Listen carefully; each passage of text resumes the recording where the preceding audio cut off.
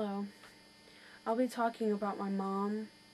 She died on April 15th in 2003 at the age of 53 from small cell lung cancer from prolonged smoking. My diary says that when I look back on it, it says like the 12th, but I remember it being the 15th because I made a joke to my stepdad how she died on tax day and how she'd always hated the IRS, and I said it was probably her way of saying screw you to the IRS. I was 19 when she was diagnosed with it in 2001. I had to get a job basically and learn how to drive finally, yes, but I wasn't ready beforehand and I was scared of change. After high school I wanted a sabbatical to just have time to myself and just be a kid, teenager.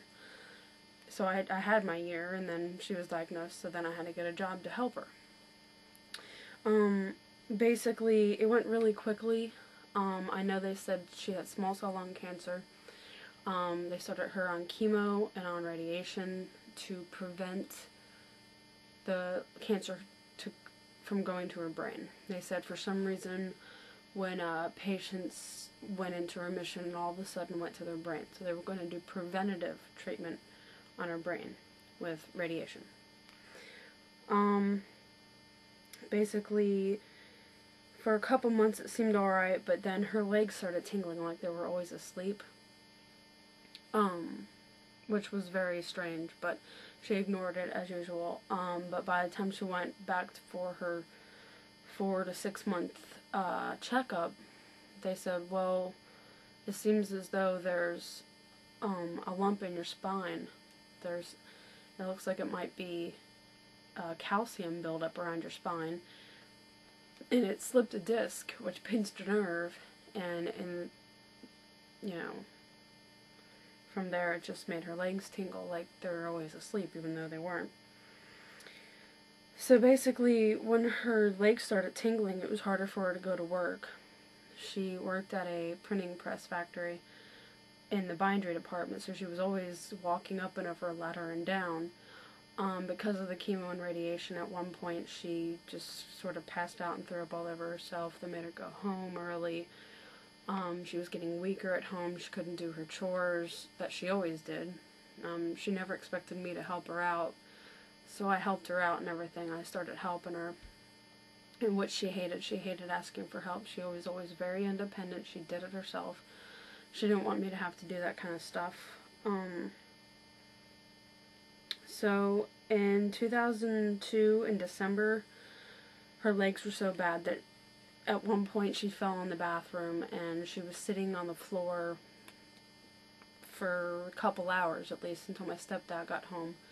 And that really scared her. She was afraid that if she was home, she couldn't get up, someone would come in and try to attack her, or there would be a fire and she couldn't get out.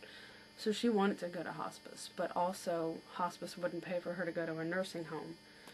I guess they knew that in her case it wasn't going to get any better, so they would only pay for hospice. So she was put into hospice in December of 2002, and basically pretty quickly actually, into April of 2003, it pretty much went to her brain. It was kind of obvious. She was basically talking out of her head.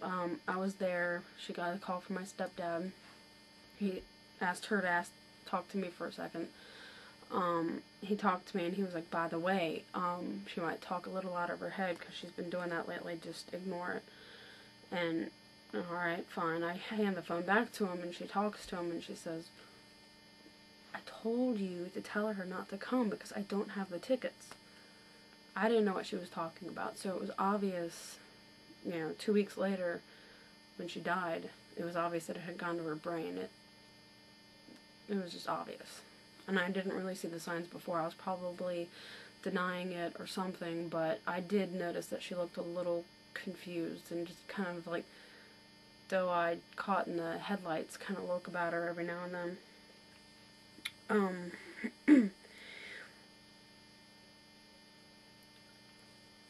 Another thing that she had begun to manifest was bugs on her, like little bugs. And I even looked, I didn't know any better. I looked and I did not see them. And I just let that just go over my head too. Now that's before I was a nurse aide, so I didn't know what I was seeing there, but I think that was another symptom of it going to her brain, basically. When she died, she had, what her wishes were, was that she was alone in the room with just me and my stepdad. And when she passed away, it was just me and my stepdad in the room. Now, mind you, earlier in the day, you know, he had woken me up at 6 in the morning. I rushed over there. I was there by like 7:30 or so. You know, we were all there. Me, my stepdad, my aunt, her daughter, her husband. We were all there. It was a mixture of one of us, three of us, four of us. We all went out to eat except for my stepdad. When we came back, they pretty much said, "Oh, we'll go home." About 15 minutes later, she finally let herself go on. So I think she got her wish. You know, I really believe that she was holding out for us and waiting for it to just be me and my stepdad in the room. Yeah, she was definitely out of it, though. She was doped up with something that made the pain go away and made her, you know, go to sleep. Somehow she knew, though. I really believe that. So